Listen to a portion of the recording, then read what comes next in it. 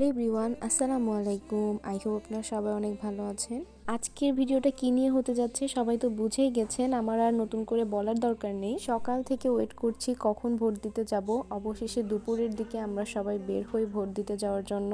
আমি তো খুবই এক্সাইটেড ছিলাম, কারণ আমার জীবনের প্রথম ভোট আজকে দিব। ভোট দিবা কিসে? রাফি তো বাড়ি থেকেই বলতেছিল যে সে ধানের শীষে ভোট দিবে। সকাল থেকেই আম্মুকে পুরো পাগল বানিয়ে ফেলছিলাম ভোট দিতে যাব কখন। আপি আসতে লেট করছিল, এই জন্যই আমাদের ভোট দিতে যাওয়া এত বেশি দেরি হয়ে গেছে। তারপরেও আমরা সবাই একসাথে আমাদের কেন্দ্র যেখানে পড়ছে সেখানে চলে যাচ্ছিলাম। এই তো এই স্কুলেই হচ্ছে আমাদের কেন্দ্র পড়ছে, আর এই স্কুলেতেই আমি 6 থেকে 10 পর্যন্ত পড়াশোনা করছি। এই স্কুলে অনেক স্মৃতি আছে।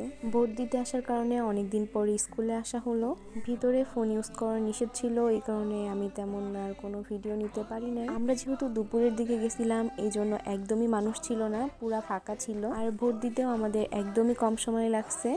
এই তো জীবনের প্রথম ভোটটা দিয়েই দিলাম। কিসে ভোট দিছি সেটা আমার ব্যাকগ্রাউন্ড মিউজিক শুনে আপনারা বুঝেই ফেলেছেন। কে জিতবে কে হারবে এটা তো আর জানি না। যেই সরকার হয়ে আসুক না কেন, একটাই দাবি থাকবে, হাদি ভাইয়ের হত্যার বিচারটা যেন করা হয়। আর গণভোটে তো অবশ্যই হ্যাঁ দিতে হবে। আমাদের মতো তরুণ প্রজন্মই জানে জুলাই যুদ্ধ কতটা ভয়ঙ্কর ছিল। ভোট দেওয়ার আগে একবার হলেও জুলাইয়ের দিনগুলো স্মরণ করেন। আমার যাকে যোগ্য মনে হয়েছে আমি তাকেই ভোট দিয়েছি। ভোট দিয়ে তোমার ফিলিংস কি বলো?